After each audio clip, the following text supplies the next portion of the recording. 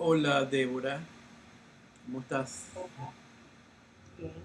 Oye, por fin vamos a sentarnos a hablar sobre cosas que tú haces profesionalmente y no profesionalmente, este, para que nuestros amigos estén enterados y para otras personas que hayan dado contigo por internet, sepan un poco más de ti y como a diversas cosas que haces, desde escribir en un blog, eh, publicar un libro, eh, colaborar en organizaciones de salud y bueno, y también tener tus prácticas espirituales. Eh, bueno, vamos a ver qué tal, qué nos cuentas tú de esa actividad que estás realizando en tu blog, que, ¿por qué comenzaste a escribir un blog y de qué trata ese blog? La idea de escribir un blog realmente surgió por un amigo que me lo recomendó. Él siempre me decía que, cónchale Débora, porque tú no escribes algo sobre tu vivencia, sobre lo que te ha ocurrido con la enfermedad, sobre tu vida, ahorita que estás en este camino espiritual.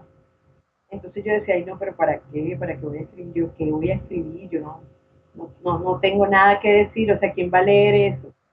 Y él me insistía siempre, ¿no? Después una amiga también me lo dijo, wow, Débora, sería chévere, mira, hay una plataforma así que tú escribes en eso y chévere y vas a tener tu blog y tienes mucho que aportar y no sé qué. Pero yo como que no me lo creía. Sin embargo, dije, ¿verdad? ¿Por qué no lo voy a hacer? Vamos a escribir lo que me salga. Y una de las cosas que pensé, por supuesto, fue el hecho de un proceso que tuve que transitar para lograr un, una curación, digamos así, un trasplante de riñón.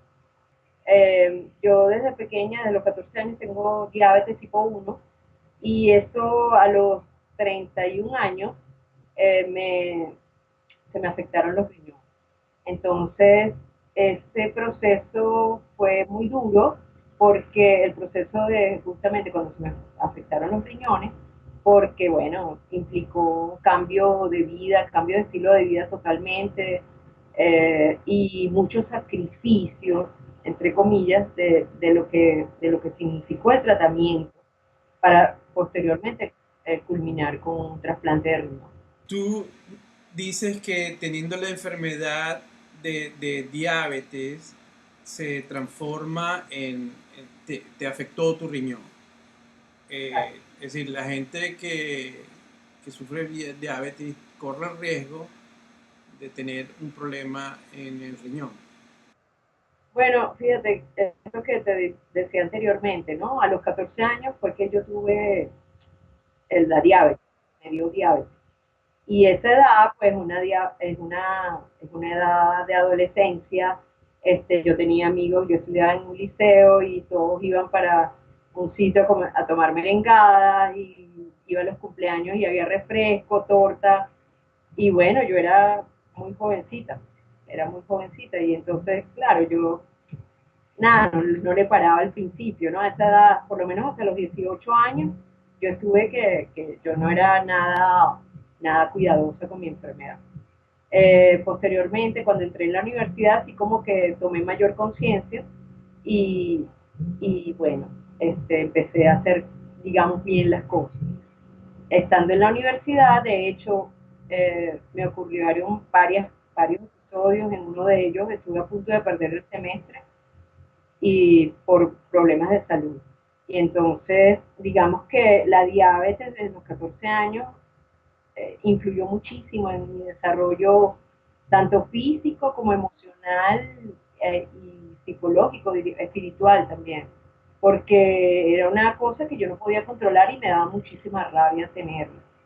Era algo, tener una disciplina como dirían aquí, militar, algo súper estricto, seguir una dieta estricta, respetar los horarios de comida. Entonces, cuando uno estaba, yo lo veo así, ¿no?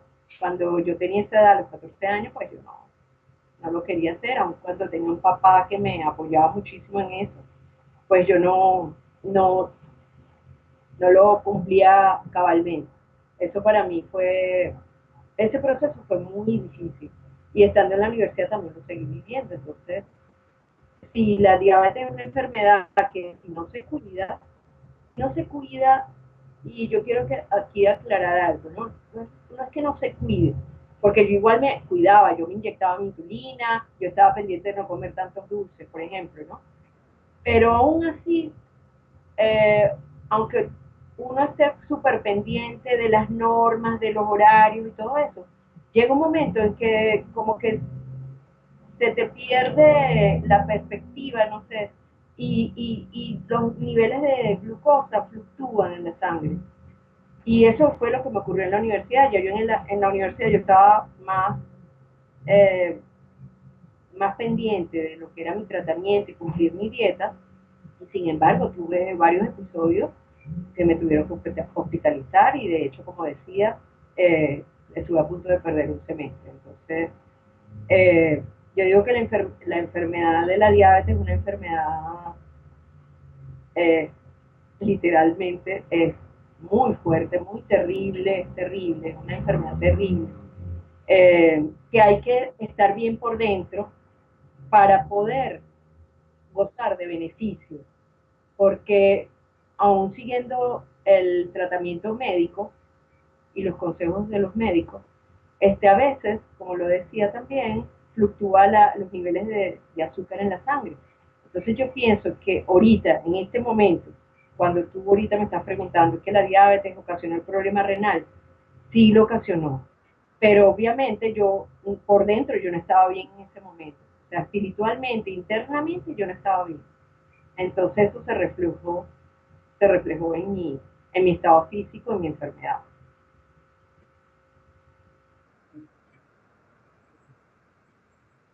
Bueno, porque yo estaba muy alejada de Dios. Yo era atea prácticamente. Yo, siendo estudiante, yo no creía en Dios, no me gustaba la iglesia. O sea, yo veía todo eso de los santos y, bueno, Jesucristo y todo. Yo lo veía como que eso no era conmigo, eso no era verdad.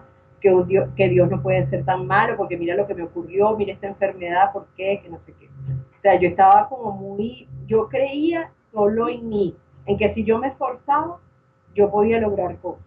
Pero yo no creía en la ayuda de Dios, en que Dios está conmigo todo el tiempo. Yo eso no lo creía. Y eso me acompañó hasta estando en la universidad, esa situación. Entonces, por eso digo que yo internamente no estaba bien, no estaba sana, mentalmente no estaba sana. Y por eso los resultados. Bueno, fíjate, eso es interesante porque los ateos, eh, yo diría que no tienen una creencia específica, ¿verdad? No, aparentemente no creen en nada, pero obviamente deben tener un pensamiento interno, mental, que hace que no manifieste ningún tipo de enfermedad física. Entonces, pareciera contradictorio lo que estoy diciendo, pero si uno está internamente o mentalmente sano, no se manifiesta ningún tipo de enfermedad física, si tú estás mentalmente sano. En el caso mío, a mí la diabetes no me dio por herencia, como siempre dicen, no, que eso es hereditario, que eso que no sé qué, que seguro tu abuelo, tu papá, tu mamá. En mi caso no, en mi caso la única diabética soy yo. Entonces ahí yo decía, bueno, ¿será que esto es un karma? Decía yo. Tiene que ser como un karma, porque yo no podía entender por qué me estaba ocurriendo eso a mí. Y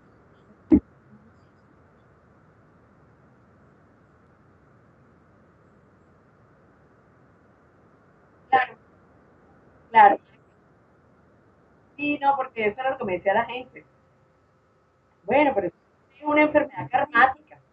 Y yo, karmática, ¿qué es eso? Entonces me decían, no, eso es lo que uno paga, es como un pago por algo, una acción que tú tuviste. Y yo digo, bueno, pero yo era una niña, yo tenía 14 años, que pude haber hecho malo. No, pero viene de otras vidas. Entonces me empezaron a hablar de eso y yo me enredé más. Entonces yo dije, no, sí, me enredé. Yo dije, no, pana, esto no es así. Esto probablemente, qué sé yo, Dios es malo. Dios es malo. qué pasó? Las publicaciones en el blog, ¿cómo salió todo eso? Estos dos amigos me proponen o me dan la idea de que me sugieren escribir un blog y yo les digo que sí, que bueno, que para qué, quién va a estar interesado en lo que yo diga, no, que sí, Débora, ¿qué tal? De tu experiencia. Entonces, un día fue cuando me decidí a escribir y lo primero que escribí, los tres primeros artículos que escribí eran sobre mi proceso de cuando empecé diálisis hasta lograr el trasplante de riñón. Sé que tú tuviste dificultad para lograr un trasplante de riñón. ¿Cómo fue eso? No fue dificultoso.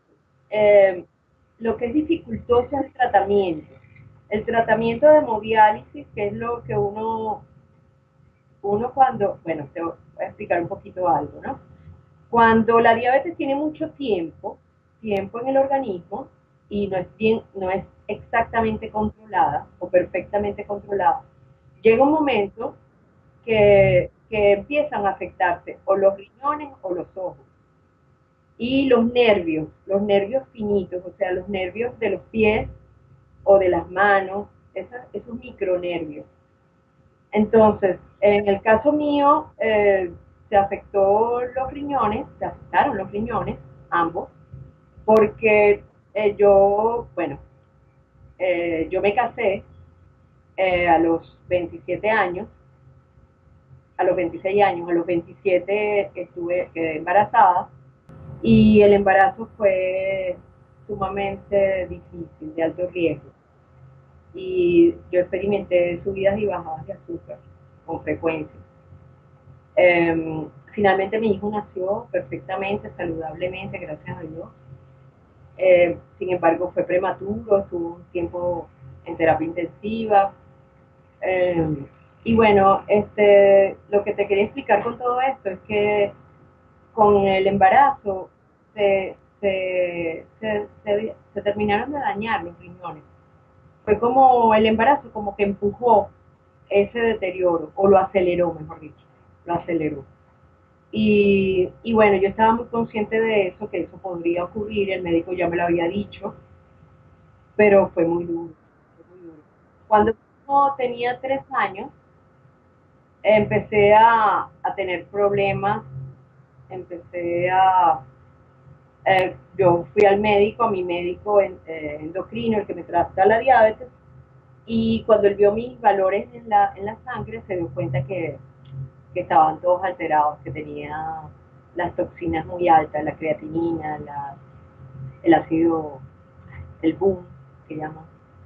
Tenía varias cosas que determinan que el riñón ya no estaba funcionando bien, o los riñones. Y él me aconsejó que visitara a un nefrólogo. Entonces, por supuesto, como yo siempre he sido rebelde, yo decía que a mí no me iba a pasar nada, que yo estaba bien, que yo no tenía nada, no me tenía por qué pasar eso. Bueno, al final tuve que ir porque me sentía demasiado mal. Yo me estaba hinchando, retenía mucho líquido, eh, no orinaba casi.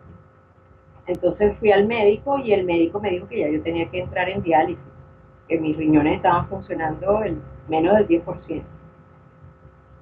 Y eso fue fuerte. Eso fue una noticia terrible. Eh, yo en ese momento me estaba divorciando, mi hijo tenía 3 años, yo trabajaba, entonces claro, yo estaba prácticamente sola con todo esto. Y, y lo que hice fue, nada, me fui a mi nefrólogo, a un nefrólogo que me recomendaron, y al nefrólogo que dije antes, y él me recomendó que fuera a una unidad de diálisis para conseguir cupos, porque aquí en Venezuela, a través del Seguro Social, se brinda tratamiento de diálisis, que realmente es muy costoso. Si uno lo pagara, wow, eso arruina a cualquiera, se puede decir. Entonces, el Seguro Social brinda ese servicio y yo fui a la unidad de diálisis, yo vivía en ese tiempo en La Trinidad, que quedaba en el Centro Médico Docente de La Trinidad. Y yo fui, y cuando fui, a mí me dieron muchas ganas de llorar porque la enfermera que me atendió me dijo, mira, si hay un cupo y bueno, y esta es la sala donde tú vas a estar. Entonces yo vi a los otros pacientes y me dio mucho dolor porque yo los veía ahí como que, ay Dios mío, yo no puedo seguir que yo tenga que pasar por eso. Entonces, nada, yo me fui a mi casa y yo dije, no, yo no voy a hacer diálisis, yo no voy a hacer eso, yo no voy a estar ahí, no, no, no. Me acuerdo que a los 3 días me llama la enfermera y me dice, Débora, vas a venir, está tu cupo aquí, mira que eso se llena en cualquier momento. Y yo, no, no, no, no, yo no me voy a dializar, yo voy a seguir otro tratamiento. Ok, entonces nada, me fui que sí a un homeópata, me fui a varios sitios médicos integrales. Yo estaba como tratando de buscar la alternativa, ¿no? La alternativa al tratamiento que me tenía que realizar. Y por supuesto no lo conseguí. Los médicos, inclusive naturistas, me dijeron que ya estaba muy dañados los riñones. Al final, a las 2 semanas llamé a la clínica y le pregunté a la enfermera si todavía tenía cupo y si lo tenía. Y yo ese mismo día me fui, fue de emergencia, me dializaron de emergencia y fue muy difícil. Me dijeron que yo necesitaba 4 horas para poderme dializar, pero el primer día, como fue tan fuerte y tan rápido todo, tan de emergencia, me dializaron por 2 horas y media. Pero yo sentí un alivio cuando yo salí de esa máquina. Yo decía, wow, Dios mío, ¿cómo es posible que yo antes no lo había considerado? Me negaba. Me di cuenta que la diálisis de verdad que me sentía muy bien, me sentía muy bien. Y, y bueno, entonces empezó la rutina de cada 2 días ir a diálisis. Martes, jueves y sábado, me acuerdo claro. Martes, jueves y sábado. Martes, jueves y sábado. Y bueno, nada, estuve en diálisis. Al año de yo empezar la diálisis, me dijeron lo del trasplante, pero yo de eso lo veía también. O sea, todo lo que es desconocido para mí, yo le huyo, ¿no? O en ese momento le huía, ya no. eh, Me decían un trasplante y yo tenía mucho temor, mucho temor. Me daba miedo recibir un órgano que no es mío, que es de una persona que falleció y yo, ¿qué es eso? No, ni cómo va a hacer eso. Entonces, una enfermera me acuerdo que me explicó muchísimo cómo es el proceso, hasta que, bueno, yo lo entendí, dije, nada, yo no voy a estar toda la vida aquí en diálisis. Y empecé a hacer mis gestiones para hacerme diálisis. Y en ese momento, aquí en Venezuela, era muy lento el proceso. De hecho, yo estuve 4 años, casi 5 años, no, mentira, 4 años, casi 4 años, estuve en diálisis esperando que me llamaran para hacerme el trasplante. Y bueno, nada, nada, hasta que otra persona que se dializaba conmigo me dijo que qué tal si lo intentaba en Colombia. En Colombia, en ese momento, realizaban trasplantes a extranjeros. Y, y yo dije, bueno, sí, cuánto cuesta eso? Dije yo, ¿no? Y entonces este amigo me dijo el precio. En ese momento eran $12.000. Y yo dije, nada, yo no voy a hacer un trasplante en Colombia, porque aquí en Venezuela tengo ya 3 años y pico, casi 4 esperando y nada. Y entonces, bueno, tuve que hacer rifa, hice una fundación, le pedí dinero a empresas, donaciones, eh, vendí mi apartamento. Vendí mi apartamento, que era un apartamento grande, lo vendí, me compré otro tipo de estudio, eh, como para poder reunir la cantidad, para poder reunir la cantidad de $12.000 para trasplantarlo. Pero en ese momento que estaba en esa recaudación de fondos, otra amiga me dice, en Estados Unidos, en Virginia, hacen un trasplante de páncreas y de riñón simultáneo. Y entonces yo dije, wow, ay no, eso es el que yo me quiero hacer. Entonces, claro, ahí fue cuando decidí comprar un apartamento más pequeño para que me quedara más dinero para poderme ir a Estados Unidos. En ese momento el trasplante me salía en $75,000 y yo logré reunir 40,000.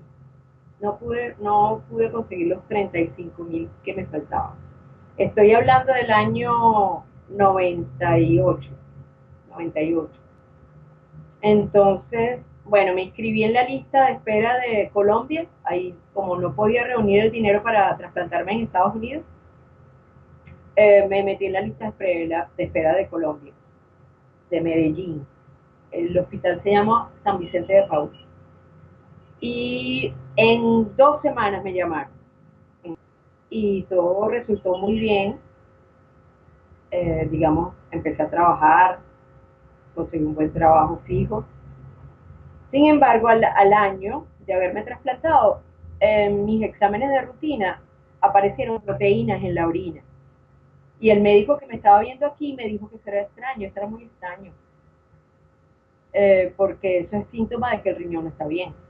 Cuando salen proteínas en la orina, es síntoma de que el riñón está trabajando bien o lo está filtrando como debe ser. Entonces me hicieron una biopsia del riñón trasplantado y resulta que el riñón trasplantado tenía una enfermedad que se, que se llama glomerulonefritis membranosa de novo. Me acuerdo clarito el nombre porque eso no se me olvida jamás. No, y entonces, nada, o sea, eso fue al año, imagínate. El médico dijo, bueno, Débora, esto ocurre uno en 1 millón. Vamos a hacer lo que podemos, vamos a poner un tratamiento fuerte para tratar de prolongar la vida del riñón. Y ese tratamiento fuerte me duró 3 años más. O sea, yo al cuarto año de haberme trasplantado perdí el riñón de nuevo, el riñón trasplantado. Y empecé en diálisis otra vez. Y bueno, eso fue muy difícil. Aceptar otra vez estar en diálisis fue realmente desgarrador. ¿Ah? Me dijiste que esto no era dificultoso. Bueno, no es dificultoso si funciona perfecto. O sea, yo el trasplante, lamentablemente, como me dijo el médico, es uno en 1 millón. No, pero digo yo, tu propia experiencia, ¿no? También. Ah, bueno, qué difícil. Porque esa es parte de lo que tú también eh, estás escribiendo tu blog para inspirar a otras personas. Es decir, tú tienes suficiente experiencia como para decir a la gente, echen para adelante, si se puede. Bueno, sí, sí, la verdad es que yo, en estos días yo estaba pensando eso, alguien me lo preguntó, justamente eso, me dijo, cónchale, ¿tú no crees que tú puedes inspirar a otras personas que tengan la enfermedad que tú tienes? Y yo decía, ¿será? ¿Será verdad? ¿Será verdad? O sea, no me lo creo, no me lo creía, ya me lo creo, ya me lo creo porque he tenido experiencias maravillosas con personas, con pacientes, pues, que están en lista de espera y ha sido realmente nutritiva la experiencia. He tenido la oportunidad, por cierto, de dar charlas sobre la alimentación en pacientes en diálisis y pacientes trasplantados, que es de lo cual trata mi libro. Y realmente las charlas han sido muy buenas. Los pacientes participan muchísimo, me preguntan muchísimo, como yo les digo, no, yo no soy nutricionista, yo soy simplemente paciente. Digo, no, pero yo prefiero una paciente como yo y no un nutricionista porque ellos no entienden lo que uno pasa. Y bueno, y es verdad, tal cual. Y el libro fue por eso, el libro lo escribí fue por eso, porque siento que los nutricionistas ayudan, por supuesto, igual que los médicos, pero como son ajenos a la experiencia, entonces es como verlo desde afuera. El libro tuyo, ¿de qué trata? El libro se llama Lo que debo comer después de mi trasplante renal. Entonces, después del trasplante, bueno, yo después tuve el segundo trasplante, gracias a Dios. Un trasplante que fue maravilloso, fue realizado aquí en Venezuela, en el Hospital Pérez Carreño. El trasplante fue en el año 2007, hoy es 2015, el 19 de mayo cumplí 8 años de trasplantada. Eso es como un segundo nacimiento, tal cual, porque realmente ahí yo me sentí que estoy viva, pues que puedo disfrutar de la vida, de cada respiro, de cada paisaje, de cada persona que me saluda. de cada amigo que veo, que frecuento, de cada conversación. La enfermedad, en este caso, es beneficiosa, entre comillas, porque te ayuda a ver las cosas de otra manera. Te ayuda a valorar las cosas. Y eso es lo que yo he aprendido. Entonces, desde el 2007 para acá, yo soy otra persona. O sea, tú me hubieses visto cuando estaba en diálisis, no soy ni la cuarta parte, no era ni la cuarta parte de lo que soy ahora. Yo estaba muy mal y muy mal por dentro y por fuera. Entonces, sí es me doy cuenta ahora, me doy cuenta que sí, definitivamente por algo suceden las cosas. Eh, Tal vez si yo no me, suena duro, pero es una lección, pues. La enfermedad para mí ha sido una lección, una manera de aprender a apreciar la vida, de vivir cada momento, de no quejarme. Y cuando yo veo, porque aquí en Venezuela tenemos una situación súper difícil política y económicamente, cuando yo veo que la gente se queja, y yo incluso me quejo, de que no consigo comida en los automercados, o que no puedo viajar, que me cuesta conseguir el dinero, yo digo, eso no es nada, o sea, no es nada. No es nada porque eso se puede superar. Yo estoy segura que eso es transitorio y que en la medida que nosotros cambiemos por dentro, veremos manifestado afuera ese pensamiento. Y lo digo por mi enfermedad y por mí. Desde el momento en que yo empecé a cambiar por dentro, me fui sintiendo mejor. Me fui sintiendo mejor tanto así que por ejemplo, a mí me daban muchísimas infecciones urinarias, yo siempre lo digo. Y estando trasplantado a partir de mi segundo trasplante, me empezaron a dar con frecuencia infecciones urinarias.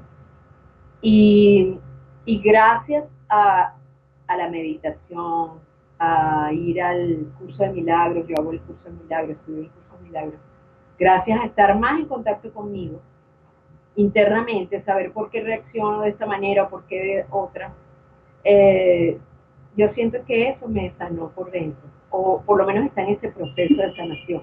Y tanto es así que ahora ya no me dan infecciones urinarias, no me han dado más. Entonces, en el 2007, ¿es que te llega el curso de milagros o es que hay otra cosa que sucede en el 2007? Es decir, En 2007 la renovación esa espiritual llega directamente porque el cuerpo ya se siente diferente. no, en el 2007 ocurrió el trasplante. Eh, y claro, y yo me sentía profundamente agradecida porque tenía una nueva oportunidad de vivir. La primera la había perdido, digamos así. La primera, que es mi condición natural, la había perdido porque mi salud se deterioró muchísimo.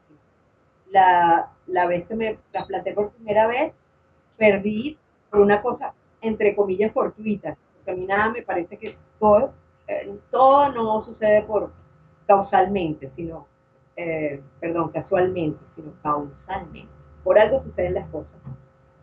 Y por alguna razón yo perdí ese riñón y bueno, otra vez la lucha, la cuestión, eh, logré el segundo trasplante y yo sí sentía que yo tenía que hacer otra cosa diferente una vez que me trasplanté por segunda vez. Porque a mí ya el periodismo como tal, aunque yo soy periodista, yo estudio periodismo y siempre me enorgullezco de hacerlo y de decirlo, sucedieron varias cosas. Primero, no conseguía trabajo fijo. Segundo, me tuve que reinventar, ajá, ¿qué hago? Tercero, dije, bueno, vamos a hacer algo con la experiencia que tengo, vamos a hacer algo.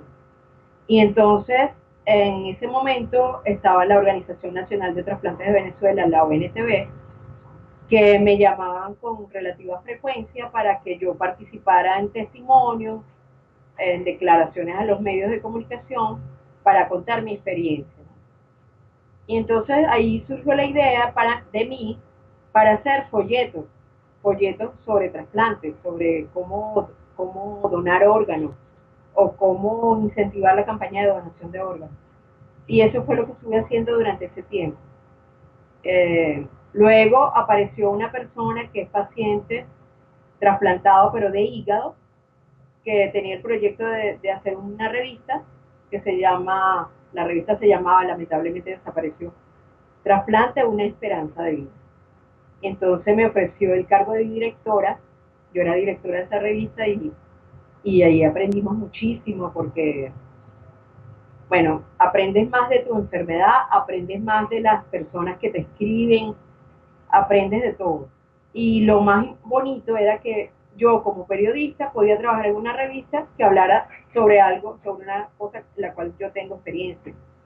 Entonces realmente fue muy bonito. Entonces yo me sentía bien, pues como pez en el agua, como dicen, porque sentía que estaba haciendo una cosa buena, que ayudaba a muchas personas como yo, y a la vez una cosa que yo me sentía absolutamente segura. Yo sentía que yo tenía que hacer algo más, que yo que no me podía quedar solo en lo físico, no sé, yo empecé a sentir que, que de alguna manera mi vida es más que esto, que el cuerpo. Yo sé que hay algo más intenso, interno, espiritual, emocional, que me llamaba muchísimo la atención, que siempre me llamó la atención, pero que yo tenía apartado porque, bueno, estaban mis prioridades, que era estudiar en un principio. Yo desde los 14 años, desde los 15 años, yo tenía esas dudas espirituales, pues de existencialismo. Yo era muy existencialista. Entonces yo me preguntaba, bueno, ¿y qué hago yo aquí? ¿Por qué estoy aquí? No sé qué. Este tipo de preguntas me las hacía yo de jovencito. Entonces lo dejé a un lado porque, bueno, estaba lo que llamamos el mundo, que era que yo tenía que estudiar, tenía que ir a la universidad, graduarme, no sé qué. Después me casé, me enamoré, me casé, tenía novio. O sea, toda esa parte del mundo me fue absorbiendo y, solo después de mi segundo trasplante que yo me doy cuenta, bueno, ¿por qué no volver a eso? Ya que ahorita tengo como el tiempo, porque también como trabajaba por mi cuenta tenía más tiempo libre para mí. Podía hacer cursos o talleres, lo que yo quisiera, por mi cuenta.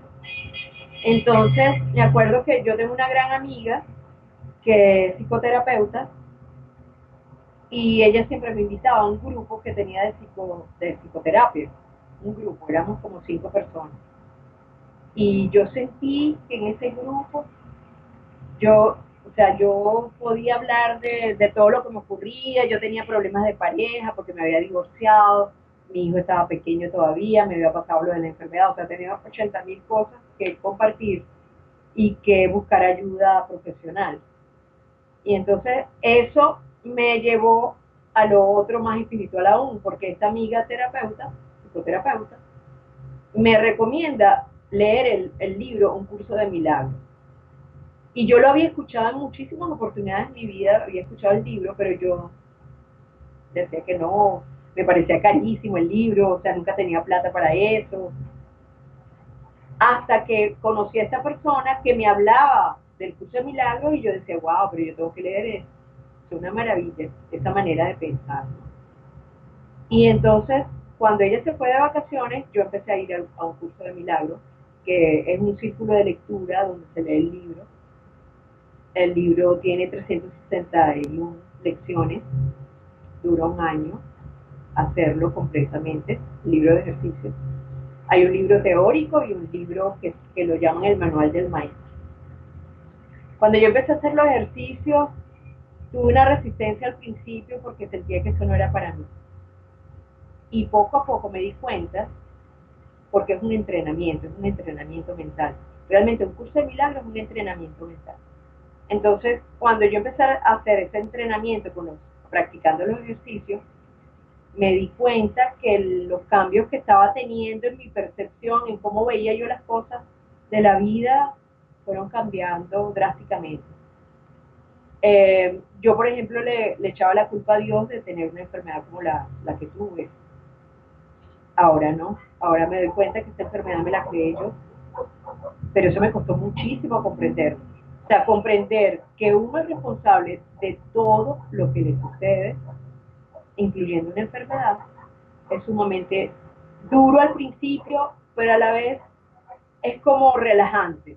porque yo sentí en ese momento que, bueno, si depende de mí, perfecto, yo actúo, pero con Dios, claro. Actúo con Dios, depende de mí, porque es mi responsabilidad haber tenido esta enfermedad y de cómo enfrentarla ahorita. Entonces, qué bueno que depende de mí, que no depende de mi papá o de mi mamá o de Dios incluso. En todo caso, Dios está para apoyarme o para mostrarme el camino que yo tengo que seguir. Entonces, ese fue el primer cambio que yo sentí a través del curso de milagros. También tenía un amigo por internet eh, que me hablaba de las cosas que él hacía, de una iglesia que él asistía, espiritual. Y eso tenía mucho que ver con lo que yo estaba buscando. Cuando él me empieza a hablar de eso, yo digo, wow, yo tengo que hacer algo así. Y le pregunté incluso, oye, ¿tú crees que aquí en Venezuela haya, porque él vive afuera, ¿tú crees que aquí en Venezuela haya algo parecido, una iglesia así? Porque yo debería hacer algo así, que no sé qué. Y entonces me dijo, déjame que yo te averiguo y yo te aviso. Y resulta que por un correo electrónico que me llegó por causalidad, descubrí a la autora de un libro que justamente trataba estos temas espirituales. Entonces inmediatamente le envié un email, llamé a la autora, la entrevisté y, y bueno, ¿de quién se trata?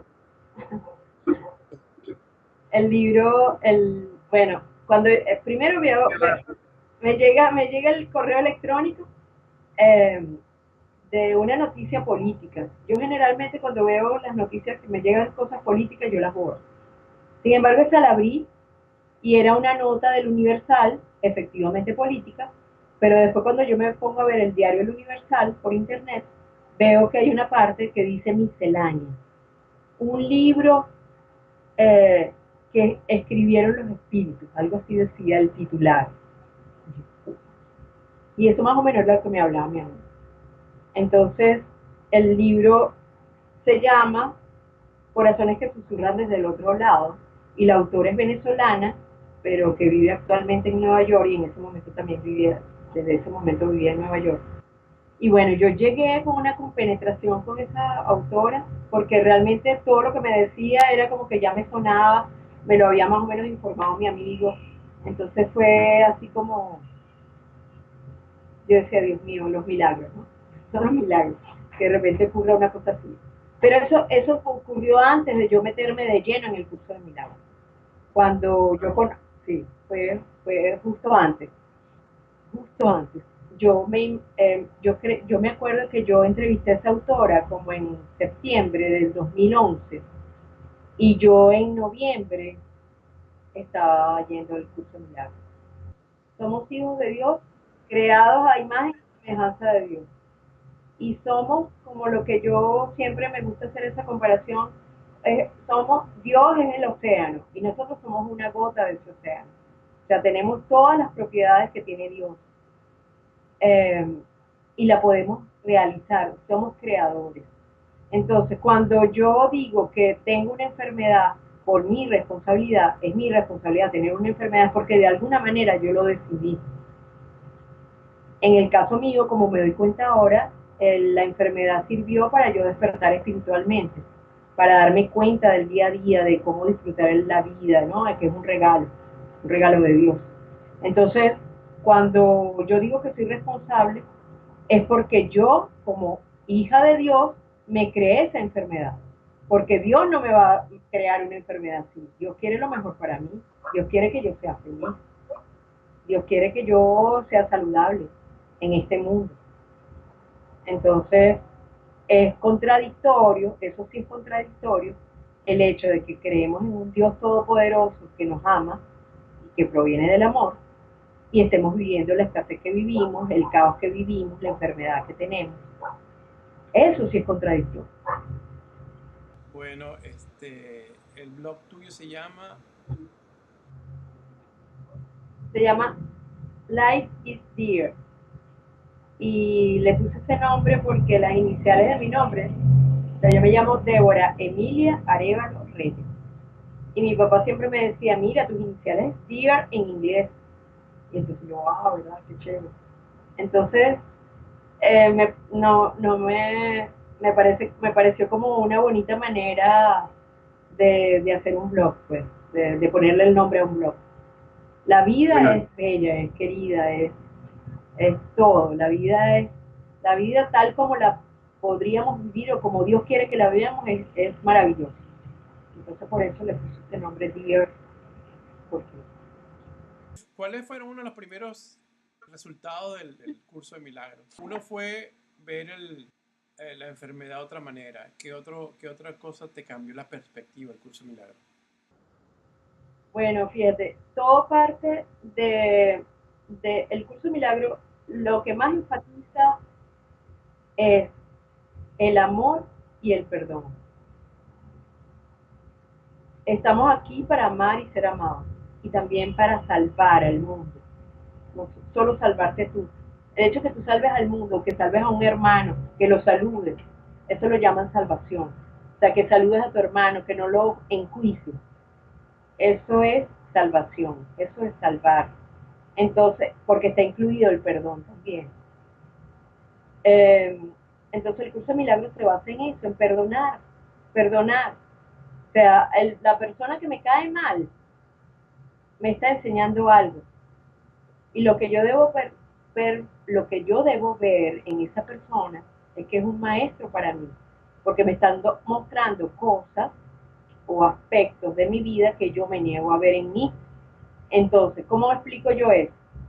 Y eso es una de las cosas que más se ve en el curso de milagros. Primero, ver a tu hermano como un ser inocente, que al igual que tú es hijo de Dios. Entonces, eh, cuando una persona, como decía anteriormente, a mí me caen mal o siento que está diciendo una cosa que qué horror, qué loca esa persona, que cómo va a decir eso, no sé qué. Entonces yo digo, wow, ¿qué tendré yo adentro de mí que esa persona me lo está mostrando? Y es lo que llaman la técnica del espejo. ¿Cómo es la técnica del espejo? En estos días recibí un ejemplo maravilloso. Es como cuando tú ves una persona que te dice una cosa que no te agrada, cuando vemos un gobierno aquí en Venezuela como que no pareciera ser el más agradable o el más justo. ¿Qué es lo que me está mostrando el gobierno a mí que yo tengo y que me lo está mostrando el gobierno o el presidente de este país? Es algo que yo tengo dentro. Entonces, lo del espejo quiere decir, esa persona es mi espejo, entonces yo pongo mi espejo y me doy cuenta que yo no es que voy a limpiar el espejo, oye, no es que el gobierno tiene que cambiar, Maduro, vamos a limpiar bien el espejo, el Nicolás Maduro, el presidente, o esta persona que me cae mal, voy a limpiarla porque, pobrecito, mira lo que está haciendo. No, yo sí tengo algo que me lo veo reflejado en mi espejo. Si yo me veo en el espejo, me veo la cara manchada por aquí, yo me limpio mi cara, yo no voy a limpiar el espejo. O sea, ¿qué quiere decir? Que los defectos que veo afuera, o las cosas que me molestan afuera, están en mí. Entonces yo tengo que sanarlas en mí, porque la otra persona no va a cambiar. La que tiene que cambiar soy yo para ver a la otra persona de otra manera. Y eso se aplica a todo, tanto a la parte política, económica que estamos viviendo aquí los venezolanos, este, es ver todo de otra manera, es ver los conflictos de otra manera. Cuando yo presencio un conflicto, hay algo en mí que atrajo, que hace que yo vea o esté en contacto con ese conflicto. Entonces, eso es súper responsable. Cuando yo veo eso, yo lo que hago es orar, lo entrego, porque es una cosa que estoy viendo que no, aparentemente no puedo solucionar, pero estoy segura que con la oración, que con un cambio de conciencia que tengamos cada uno de los venezolanos, en este caso de este ambiente político, podemos lograr la sanación que queremos para Venezuela. Y no es que el gobierno va a cambiar o que se tiene que ir la persona que está de presidente, no. La que tiene que cambiar soy yo y cada uno de los venezolanos para ver otra realidad. Me imagino que de la otra manera aplica también cuando uno dice, es decir, si ves algo muy bonito fuera de ti, entonces es que estás viendo algo bonito dentro de ti. Exacto, exacto. Sí, a mí me da risa porque a veces típico que en Facebook uno pone unas fotos y entonces la gente, ay, qué bonita, ay, que no sé qué, me han puesto así, ¿no? Entonces yo lo que digo, ustedes son mis espejos, lo que ven en mí están ustedes son bellas y preciosas y bellos todos maravillosos, porque es así, tanto que ves lo bonito como lo feo de la otra persona, que está en ti. Sí, yo voy a estar interesado en escoger cosas que me agradan y bonitas y verlas afuera para verme yo mismo. Sí, sí, lo que pasa es que a veces te vienen cosas, por ejemplo, esta situación política, pues, esta situación económica que vimos acá, de escasez y todo eso, y digo, wow, todavía tengo pensamientos de escasez, porque cuando voy al automercado no consigo los productos que deseo. Entonces, no es que el gobierno esté distribuyendo bien los alimentos, no, soy yo, soy yo. Si yo voy con una mente sana, en el sentido de que me merezco la abundancia, la prosperidad en mi vida, porque Dios así lo quiere, estoy segura que voy al automercado, voy a llegar y a lo mejor hago una colita, tal vez no, pero voy a encontrar lo que yo quiero. Y Débora, de creo hecho, que el gobierno te va a contratar inmediatamente después de ver este video. y no, ¿tú sabes qué pasa? Que la gente a veces me dice que si yo soy chavista, que si ¿Así? soy pro gobierno, porque por eso. Pero es que yo estoy convencida de eso, porque lo veo en mí, lo he hecho, lo he experimentado. Si yo estoy bien por fuera, por dentro, perdón, si yo estoy bien por dentro, por fuera voy a estar mejor. Y hay un ritual que tú haces diariamente para estar así. Si yo medito 5 minutos, simplemente respirar, respirando, dándome cuenta de cómo entra y sale el aire de mis fosas nasales. Respiro profundo. Cuando estoy apurada en la mañana, lo hago por 3 minutos. O sea, pero lo hago. Y en ese momento es suficiente, esos 5 minutos son suficientes para como un entonarse, ¿no?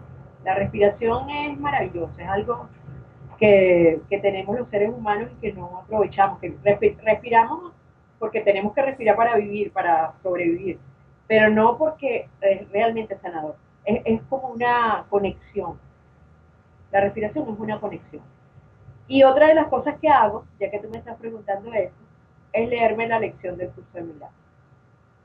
O leerme, abrir, aquí lo tengo por cierto, leerme, abrirlo, de repente, ay Dios mío, voy a tener una entrevista con tal persona para ver qué me sale, como un oráculo. Y justo donde abro el libro es un mensaje directo, directo a lo que yo tengo que hacer. Es impresionante, es mágico. Suena magia, suena fantasía, pues, pero es así. Pero es la conexión, pues, la conexión que hay.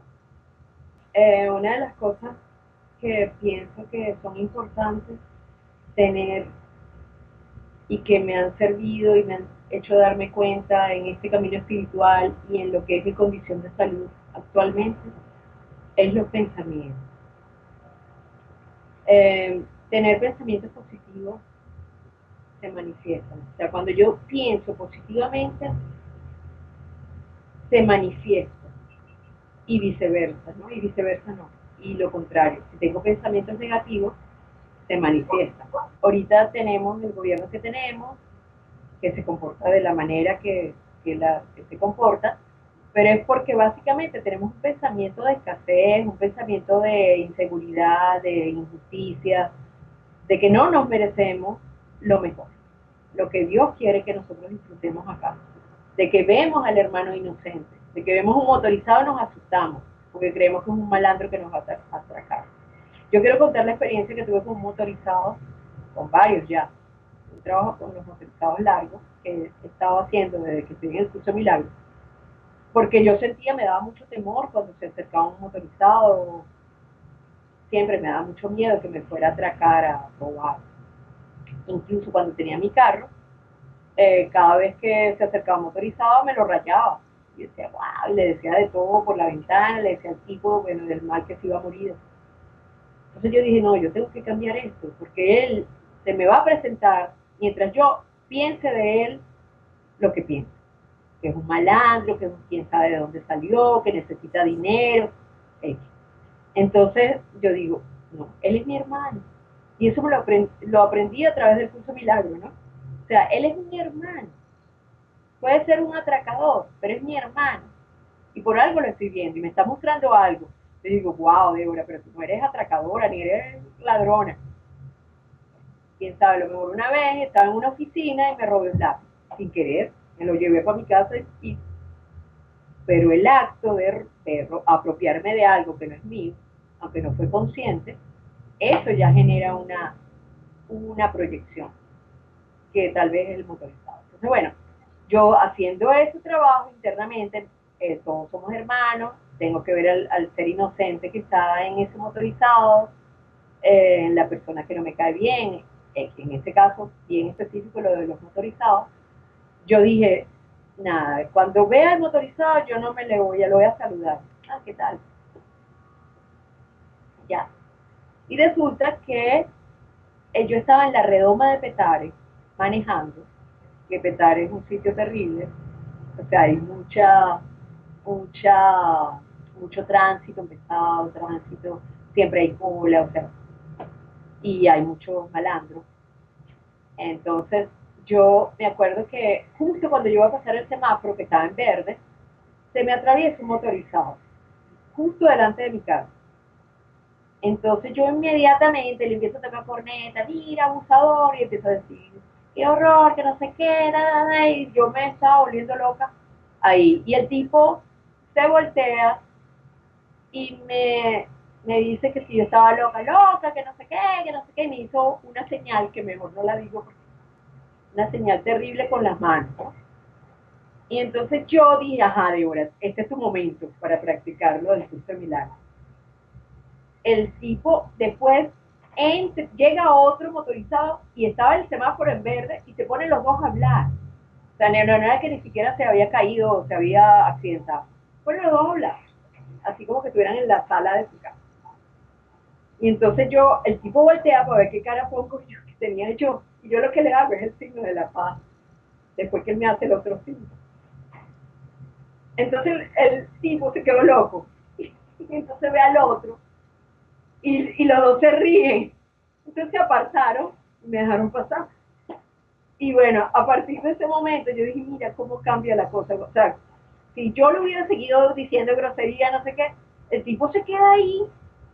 Y claro, la cuestión es tratarlo de una manera diferente como él se la esperaba, porque él se espera de las demás personas cualquier ofensa, pero no un signo de la paz, jamás.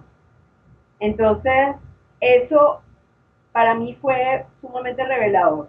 Y pasaron 2 días y aquí donde yo vivo había un paro en los trabajadores del metro. Y resulta que no había manera de cómo transportarse, o sea, estaban en paro de transporte.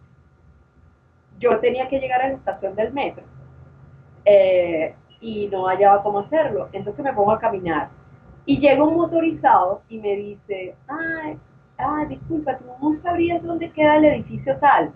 Y entonces yo le digo, sí, sí, queda por aquí cerquita de mi casa. Ok, gracias. Se va. Entonces, íbamos varias personas caminando, porque claro, la única manera de llegar a la estación del metro era caminando, porque no había transporte. Cuando ya yo voy, apenas estaba arrancando la caminata, veo que el motorizado se me vuelve a acercar. Y entonces me dice, ¿para dónde vas tú? Y yo le digo, yo voy a la California. Véngase, vente, montate, montate. Entonces yo con temor, ¿yo qué? ¿Qué me vas a dar la cola? Le digo yo, sí, sí, sí, montate, montate, montate. ¿Dónde es que vas? A la California. Ok, miren, el señor me dejó en la California, justo en el sitio enfrente de la casa donde yo iba, y cuando yo iba a sacar dinero para pagarle el favor, el tipo me dijo que no, que lo dejara. O sea, y yo dije, wow, otra vez. Me di cuenta en ese momento, cuando me estaba bajando de la moto, digo, wow, mira lo que ocurre, mira lo que ocurre. Solo por un cambio de pensamiento mío interno. Wow, está muy bien. Ah, pues muy bien. Sí. Entonces hay que cambiar los pensamientos. Yeah. Yeah. Y agarrarse en el momento cuando, o sea, darte cuenta constantemente de lo que estás pensando. Que la persona no tiene por qué ofenderse. Si la persona reaccionó de una manera, por algo que le habrá pasado, pero no con la ¿Qué intención piensas de... tú? ¿Por qué entonces uno se queda clavado con un pensamiento, sea cual sea? Porque no tienen esa revelación, no se han conectado con su ser interno, creo. Porque la mayoría de las personas viven, y antes me podía incluir, pero ahora la mayoría de las personas viven en un constante, como una distracción constante. O sea, llegan a la casa y prenden el televisor, aunque no lo estén viendo, ponen música, ruido, ruido, ruido. Y de repente lo que hace falta es estar un rato en silencio contigo. Incluso si tienes familia, niños pequeños, tu pareja que vive contigo, lo puedes hacer. Puedes encerrarte en el baño si quieres y estar un tiempo contigo. 5 minutos. Yo digo, y menciono el ejercicio de la respiración porque me parece sumamente sanador. Porque inmediatamente te conecta. O sea, solamente pensando que entra y sale el aire de tus fosas nasales. Entonces ya eso, te brinda quietud, porque te brinda la oportunidad de estar contigo mismo, que es tan importante. No es que me voy a distraer, no es que vas a dejar de ir a un bonche. A mí me encanta ir a una fiesta, me encanta. Me encanta hacer vida social, me gusta muchísimo. Y no es que lo voy a dejar de hacer porque soy espiritual, no. Una cosa no está divorciada de la otra, al igual que el dinero. Si yo tengo mucho dinero, qué bueno que tengo mucho dinero, porque soy próspera y Dios quiere que yo sea próspera en este mundo material que vive. Quiere que yo viva en bienestar. Entonces, a la medida que yo estoy bien por dentro, estoy bien por fuera. Bueno, Bueno, muchas gracias, muchas Débora gracias. Arevalo. Gracias a ti, Julio Martínez. Gracias, gracias. Gracias por esta oportunidad de compartir y de, y de conocer y conocerme más porque en la medida que uno habla, yo lo siento así, en la medida que yo hablo, yo siento que estoy aprendiendo también. Entonces, es sumamente sanador. Y Sí. si otra última cosa que quería agregar, Ajá. me acaba de acordar, me gustaría que si hay personas interesadas en adquirir el libro que se llama Lo que debo comer después de mi trasplante renal, debo decir que las recetas que aparecen allí incluidas son para cualquier tipo de persona que quieran comer saludablemente, sanamente, porque son recetas hechas para los trasplantados y nosotros como trasplantados podemos ahorita comer de todo en su justa medida. Entonces, por supuesto, cuidar los niveles de colesterol, de glicemia, o sea, de azúcar en la sangre, como cualquier persona normal, que no tenga ningún tipo de enfermedad. Entonces, el libro está disponible en Amazon, se llama Lo que debo comer después de mi trasplante renal. Me imagino que en la portada tiene un motorizado ahí comiéndose un platico de los tuyos. Un arroz con No, pollo. no necesariamente. No había, oye, cuando escribí el libro no había tenido la experiencia con mujer. Ah, no, ok. Está bien. De todas maneras, está pendiente para alguna de tus publicaciones. En tu blog que se Gracias. llama .com. lifesteer.com. Bueno, espero que todo el mundo entonces haya estado contento con este trabajo que hemos hecho ahorita. ¿Ok? Que te vaya bien Gracias. y hablaremos en otra oportunidad. Chao. Gracias. Gracias a ti.